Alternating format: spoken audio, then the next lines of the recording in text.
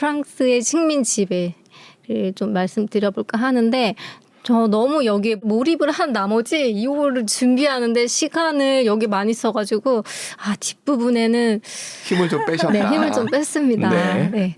근데 이제 알제리에 대해서 알면 알수록 우리나라와 너무 비슷한 것들이 많구나 이런 생각이 들었어요. 보면은 이제 알제리가 132년간이나 프랑스의 식민지였어요.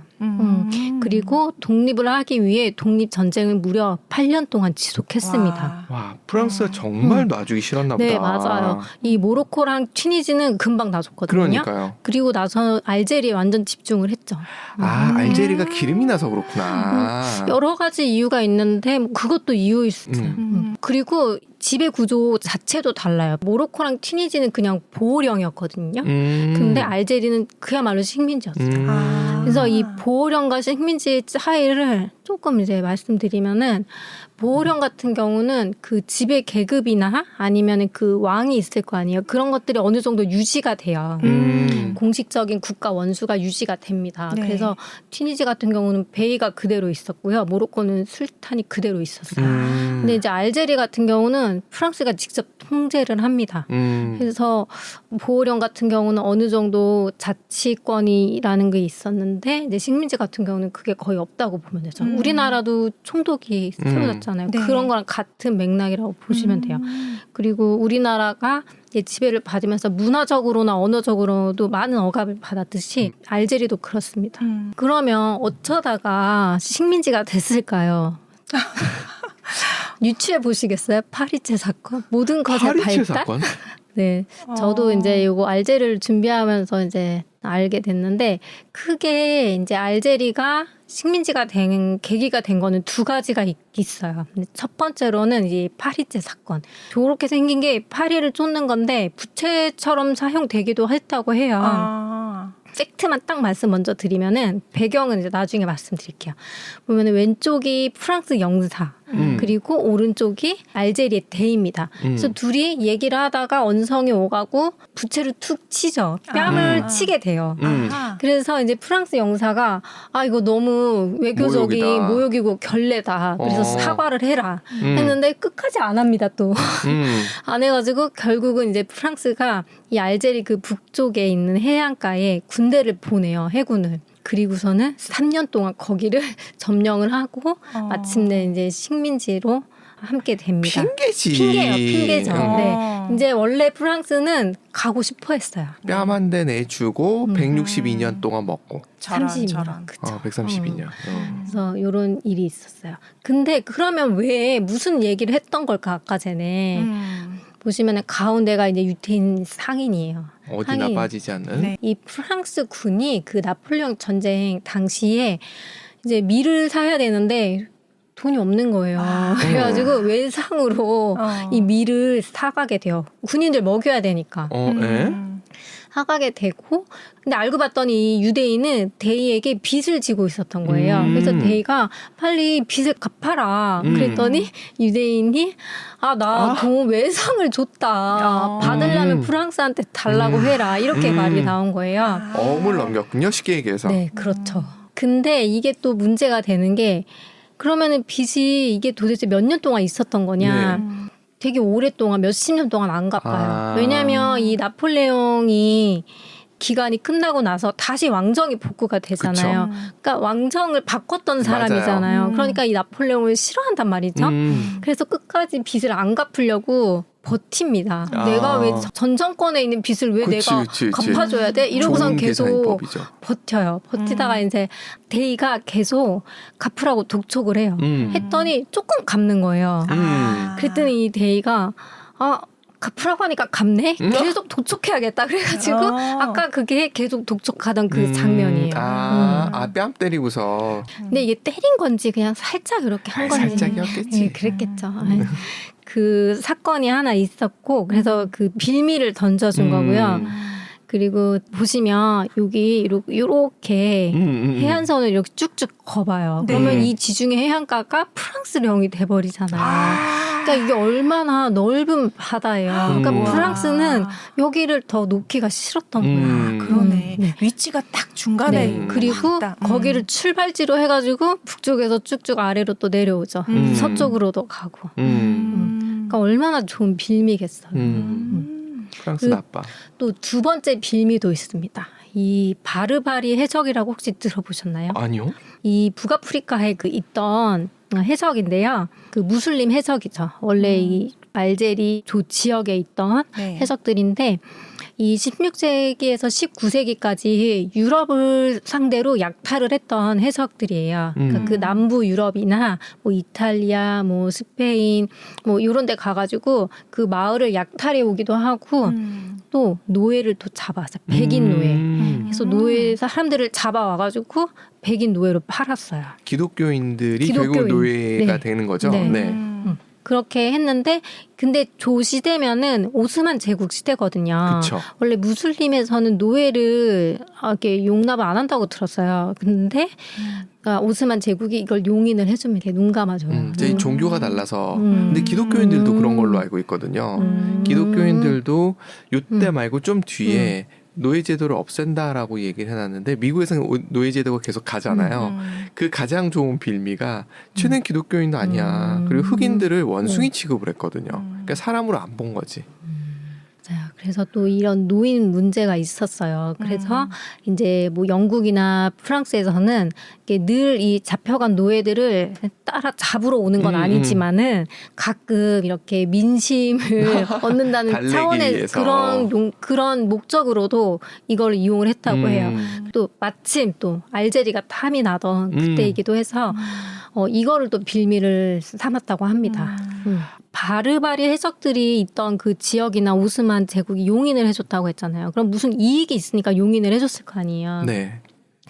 이 사람들이 이 해적선을 만들 때 쓰는 그런 비용이나 뭐 무기나 이런 것들을 돈을 빌려가지고 이런 것들을 마련을 했는데 그래서 약탈을 해서 남은 그 돈의 일부를 뭐 10%막 이런 식으로 그거를 이제 준 거죠. 그러니까 이제 은근슬쩍 용인해주고 이거를 그냥 하나의 뭐 무역처럼 그냥 여겼다고 해요. 그래서 이게 바로 이제 두 번째 명목이 될 수 있겠습니다. 그래서 이 알제리는 이제 외교적 결례를 범하고 노예 무역을 또 막는다는 명목으로 해가지고 3년 동안 알제 항구를 해군으로 봉쇄당하고 결국은 식민지 발판을 마련하게 되는 거죠. 나도 뺨 한 대 맞고 저 정도 식민지 지배할 수 있으면 맞겠다. 이제는 정말 가슴 아픈 프랑스의 이제 식민 지배가 시작이 됩니다. 프랑스가 알제리를 더 놔주기 싫어했던 이유 중에 하나가 이제 알제리는 거의 프랑스 본토처럼 취급을 받아요.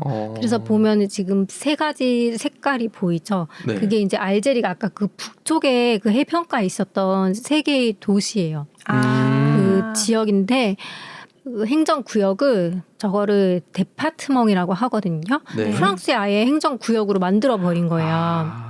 그래서 91, 92, 93 한 번째더라고요. 그러면은 국토가 이렇게 넓은데 이거를 지배할 사람들을 보내야 되잖아요. 네. 그래서 이민족이 한 100만 명 정도가 이쪽으로 오게 됩니다. 프랑스인과 뭐 유럽인들 다 해가지고. 그래서 저쪽에 많이가 살았구나. 네, 맞아요. 그리고 이제 식민 지배를 하면서 이 네이티브 코드라는 거를 써요. 이거는 이제 여기 알제리만 해당되는 게 아니라 다른 식민지에서도 네이티브 코드라는 거를 이제 차별법이죠. 한마디로 식민 지배를 하는 데 있어서 썼던 차별법이라고 할 수 있는데 알제리에 처음 도입을 한 뒤에 다른 식민지로 확대가 됩니다. 그래서 뭐 강제 노동이나 아니면 집안일을 명령을 하면은 와서 복종하고 해야 되고 그다음에 규칙도 준수해야 되고 또 야간에 이동하면 안 되고 뭐 감시하고 처벌하고 관련된 그런 법률 체계 같은 거예요. 네. 그리고 이거는 그 알제리에 되게 많은 이주민들이 왔다고 했잖아요. 근데 그 사람들한테는 별도로 이제 적용을 하고 여기 알제리에 원래 살고 있던 사람들에게 적용했던 법이 이게 네이티브 코드라는 거예요. 그리고 프랑스가 여기 와서 핵무기 실험도 했습니다. 이 사막에. 그래서 한 17번 정도를 했어요. 6년에 걸쳐가지고. 뭐 지상에서 하는 거, 그 다음에 지하에서 하는 것까지 해가지고. 근데 그 당시에 그래도 아이고. 사막이긴 하지만 살았던 사람들이 있잖아요. 그쵸. 근데 그 사람들은 이 지역에 저 핵무기 실험하는 게 위험하다는 걸 아무도 말해주지 않아서 몰랐다는 거죠. 그래서 지금 방사능에 노출됐던 사람들이 아직도 고통을 받고 있습니다. 자료들도 굉장히 많고 영상도 많이 있어요. 근데 저게 체르노빌 그 드라마를 봐도 처음에 모르죠. 전혀 모르더라고요. 저게 그게 어떤 위험이 있는지를 몰라서 그거 구경하는 사람도 있고 그게 죽음의 달인가?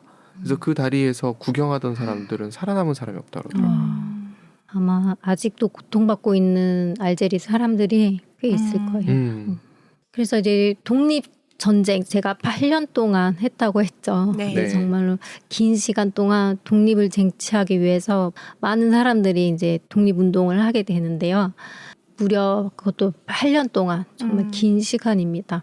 그 당시에 이제 민족해방 전선이라고 프롱 드 리베라시옹 나셔널이라고 해요. 그래서 보통 FNL이라고 부릅니다.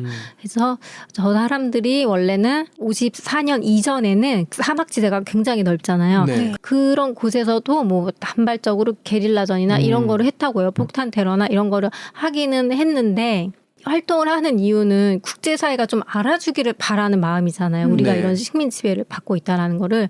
근데 이 사막이 너무 넓고 이러다 보니까는 이게 국제적으로 잘 알려지지가 않는 거예요. 그래서 나중에는 해안가에 있는 도시들로 이제 활동지를 옮기게 됩니다. 거기서 이제 활동을 하게 되고 대신에 또 이 알제리 사람들도 희생을 많이 당했죠. 그래서 62년에 독립을 하고 올해가 70주년을 맞는 해입니다. 그래서 알제리 국가를 까사망이라고 하는데요. 왼쪽에 있는 거는 그냥 편지 봉투에 우표가 있는 거예요. 저기에 이제 국가가 써 있는 거고 그 왼쪽에 있는 사진이 알제리 국가의 가사를 만든 분의 사진이에요. 원래는 시로 썼는데 나중에 거기에 곡이 붙여졌다고 합니다. 그리고 이 가사는 독립 과정에서 만들어졌어요. 그 만들어진 게 잠깐 먼저 보여드리면 여기가 세르카지 감옥이에요. 네. 독립운동을 할 때 여기에서 50에서 80명 정도에 되는 독립운동을 했던 사람들이 여기서 희생을 당했다고 합니다. 그래서 지금은 박물관으로 다시 탈바꿈을 했어요. 이 감옥에 수감되어 있을 때 이분이 종이나 이런 연필이 없잖아요. 네네. 그래서 본인의 피로 벽에다가 시를 썼다고 해요. 그리고 이 알제리 국가는 군가에서 출발을 했다고 하는데요. 프랑스도 그렇대요. 가사를 보면 그거를 느낄 수가 있어요. 전쟁 이런 것들. 순결한 피, 뭐 하약을 운을 삼고 총성을 가락 삼아 이런 거를 보면 아 군가에서 정말 국가가 왔구나 이런 거를 느껴질 수가 있고요. 굉장히 비장하죠. 심판의 때이다. 그래서 그 전쟁을 하는 중에 알제리 독립운동을 했던 사람들이 많은 고문과 살해를 당합니다. 근데 여태까지 저거를 프랑스는 인정을 하진 않았었어요. 와. 인정을 하지 않다가 이제 마크롱 대통령이 2번에 걸쳐서 인정을 합니다. 어떤 식으로 회피를 했었냐면은 고문을 당해서 죽었는데 자살을 했다. 이런 식으로 이제 조작을 했죠. 근데 그게 나중에는 그게 아니라 고문을 당하는 중에 죽게 됐다. 이렇게 나중에 인정을 했고 하지만은 요거는 아직 없다라는 거. 공식 사과는 하지 않다. 그러니까 그냥 제스처를 취했긴 하지만은 공식적으로 그런 전쟁에 대한 사과는 하지 않았습니다. 아직까지도. 네. 여태까지 좀 약간 무거운 얘기였는데 네. 근데 그런 잔혹한 또 역사들이 있었고 알제리 사람들이 얼마나 마음이 아플까 그런 게 약간 좀 공감이 되더라고요. 네. 그리고 이거는 프랑크포니라고 프랑스 어권 국제기구라는 건데요. 이제 프랑스어를 모국어로 하거나 행정 언어로 쓰는 국가들로 구성이 된 기구입니다. 그래서 지금 80개국이 넘게 가입이 되어 있는데 사실 알제리는 단일 국가로 치면은 프랑스어를 많이 쓰는 나라 중에 3번째예요. 근데 여기에 가입 안 했어요. 프랑스어를 그 식민시대 잔재라고 생각하기 때문에 여기에 가입을 하지 않고 있습니다. 프랑스어가 원래는 이제 1차 세계대전까지는 유럽에서는 공식 언어로 영어보다는 이 유일한 공식 외교 언어였다고 해요. 이 프랑스어가. 그래서 이 프랑스어가 굉장히 좀 강력하게 많은 사람들이 썼긴 했는데 베르사유 조약이 있은 뒤부터는 이제 국제협정에서 이제 영어가 쓰기 시작되었고 이제 영어가 더 많이 더 국제적으로 힘 있는 언어가 되었죠. 그래서 아까 프랑크폰이라는 요 기구에서 이제 2년마다 정상회의를 합니다. 그래서 왼쪽은 올해 있었어요. 올해 프랑스에서 있었고 오른쪽은 이제 2년 전에 튀니지에서 개최가 되었더라고요. 그래서 가입 나라마다 돌아가면서 이 기구 정상회담을 하고 있습니다. 아까 말씀드렸던 알제리는 아직도 가입을 안 하고 있다라는 거. 프랑크폰이라는 기구를 그냥 식민지에 대한 영향력을 유지하기 위한 수단으로 이제 보는 거죠. 알제리는. 이 차이가 나네요. 영국 식민지였던 데들은 거의 자발적으로 그걸 하잖아요. 그리고 영국 여왕을 상징적이지만 여왕으로 인정하는 그런 분위기가 있는데 얼마나 혹독하게 했으면 이런 맞아요. 생각이 드네요. 알제리는 독립하고 나서 정말 강력한 아랍어 사용 정책을 합니다. 튀니지도 그랬지만 알제리도 굉장히 강력하게 이제 아랍어 사용 정책을 시작하는데요. 프랑스어 지위를 축소하려고 되게 노력을 했고 학교에서 주요 언어를 교육 언어를 아랍어로 하려고 했고 그다음에 공고 행정이나 법률 문서 같은 거 있죠. 네. 그런 거는 이제 아랍어로 한 것만 뭐 법적 효력을 발생시킨다거나 이런 식으로 아랍어를 장려를 합니다. 그리고 최근인데요. 2023년도에 났던 기사예요. 오른쪽, 그러니까 왼쪽에 있는 게 이제 알제리가 사립학교에서도 이제 프랑스어 교육 과정이 있었는데 프랑스어 교육 과정을 중단시킵니다. 그래서 만약에 그걸 따르지 않을 경우에는 학교를 뭐 문을 닫게 한다거나 이런 식으로 법적 제재를 가했어요. 그리고 프랑스 그 교육 시스템의 대학 입학 제도가 바칼로레아라는 게 있는데 네. 원래는 그거를 알제리에서도 볼 수가 있었다고 해요. 근데 그 시험을 폐지해서 굳이 보고 싶으면은 이제 프랑스로 가서 시험을 보게끔 했다고 합니다. 근데 사실 아직도 근데 의학이나 수학이나 과학 분야에서는 프랑스어가 여전히 중요한 언어긴 합니다. 한꺼번에 받기가 참 쉽지 않은. 그리고 이제 프랑스어 대신에 영어로 그 제2 외국어를 대체하려는 시도들이 일어나고 있어요. 그래서 알제리 내에서 이제 프랑스어 지위를 축소하려는 움직임이 계속 일어나고 있고 대통령이 아예 영어가 국제 언어라고 딱 지지를 합니다. 어찌 보면 우리가 일본어를 빨리 지울 수 있었던 게 저런 비슷한 형태가 아니었나 싶어요. 맞습니다. 우리나라도 이제 우리 말을 이렇게 그렇죠. 몰래 배우고 그랬잖아요. 아, 2번은 삐에누아인데 들어보셨나요? 삐에누아? 어디서 피에노 들어봤지? 그 와인 이름이 있는데 아, 이건 와인은 아니고요.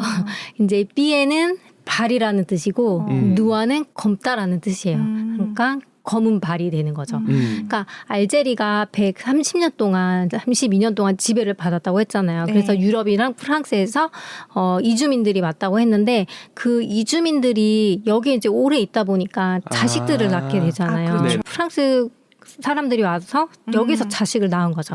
그런 사람들을 삐에누아라고 불렀어요. 그러니까 검은 대륙에 발을 두고 있는 거죠. 또 그런 의미도 있고 프랑스 군인들이 검은 장화 있죠. 종아리까지 올라오는 검은색 장화. 네네. 또 그것 때문에 피에누아라고 부른다는 말도 있고 한데 이제 이게 더 일반적이긴 해요. 프랑스 지배를 받던 시기에 알제리에서 태어난 프랑스나 뭐 유럽계 사람들을 삐에누아라고 말을 하고요. 그러니까 이 사람들의 정체성은 그래서 좀 독특한 거죠. 부모님은 프랑스에서 이제 온 사람들과 아닌 경우도 있겠죠. 세대가 길어졌으니까. 근데 프랑스 시민인데 여기에서는 아랍과 아랍 문화 그리고 이런 알제리 문화의 정체성을 또 가지고 있는 거죠. 독립을 했을 때 무려 인구가 10%나 됐다고 합니다. 10분의 전체. 1이면 엄청 많은 거죠. 그렇죠. 근데 독립을 하고 나서가 문제인 거예요. 이 사람들이 아무래도 기득권자들이니까 계속 있으면 이 원래 있던 알제리 사람들이 싫어할 거 아니에요. 네. 그래서 이 알제리가 독립한 다음에 이 많은 사람들이 몇 달 안에 프랑스 본토로 이제 다 떠납니다. 물론 못 떠난 사람도 있는데 대부분이 이제 프랑스 남부나 뭐 이런 쪽으로 많이 떠나게 돼요.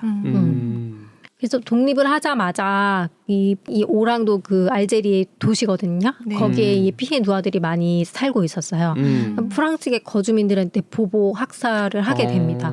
그래서 이 사람들이 급하게 이제 기다리고 있는 거예요. 가려고. 그래서 약 80만 명의 피에누아가 본토로 대거를 이주했고, 근데 또 프랑스에서는 환영받지 못했어요. 왜냐, 너무나 한꺼번에 이 사람들이 그치. 몰려오는 것도 사회적 문제가 될 수 있고 하니까 그렇게 환영받지는 못했고요.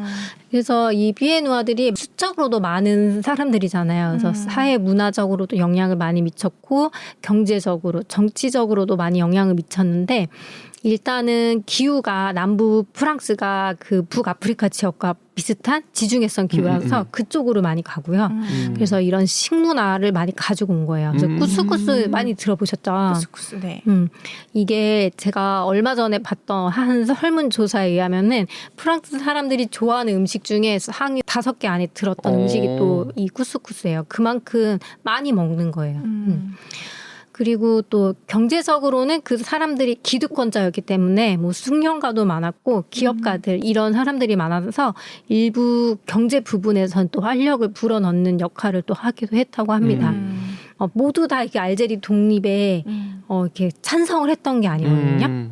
반대했던 그 구구 성향을 또 지지하는 많은 피에누아들이 있다고 해요. 그리고 이 하르키라는 건데 하르키가 알제리 전쟁 동안 많은 군인들이 필요하잖아요. 네. 전쟁을 네. 치르기 위해서. 그때 프랑스 군과 함께 보조군으로 복무했던 이 알제리 군인들입니다. 그러니까 이 사람들도 알제리에 있으면 위험하잖아요. 위험하죠. 네. 그래서 이 사람들이 프랑스로 가려고 했는데 프랑스에서도 그렇게 환영받지 못했어요. 이 사람들도. 보시면은 프랑스 정부에서는 이 사람들에 대해 동정심이 거의 없고 그냥 목적이 없는 용병이라고 이렇게 묘사를 했어요. 그렇게 크게 관심을 두지 않았다. 왜냐하면 프랑스인이 아니었기 때문에. 아까 그래도 피에누아는 프랑스인이었잖아요. 근데 이 사람들은 아예 프랑스인도 아닌 거잖아요. 그런데 이제 그 프랑스군 장교들 중에는 이 사람들이 얼마나 프랑스 군들과 섞여서 전쟁을 치렀다는 걸 알기 때문에 일부 장교들은 이 사람들을 도와서 알제리에서 탈출할 수 있도록 도왔다고 해요. 아프간에 있었던 한국 대사관 직원들을 이렇게 빼내는 거랑 비슷한 느낌이었겠네요. 요거는 그 앞에 피에누아 얘기 드렸죠. 그 피에누아인 그 작가 너무나 유명하죠. 알베르 까미 그리고 이브스 생 로랑도 피에누아고요. 자크 랑시에는 철학자입니다. 이 사람들도 다 피에누아예요. 그리고 이 사람들 말고도 굉장히 많은데 제가 모르는 사람들이 너무 많은 낯선 이름들이라 다 가져오진 않았는데 많습니다. 역시 문화가 혼종이 되면 뭐가 나와. 저는 그 알베르 까미의 그 이방인 읽을 때도 뭔가 좀 느낌이 좀 특이했거든요. 좀 특이해요. 많이 맞아요. 특이하죠. 네, 그래서 아마 그런 배경이 있어서 그렇지 않을까. 그랬겠네요. 네.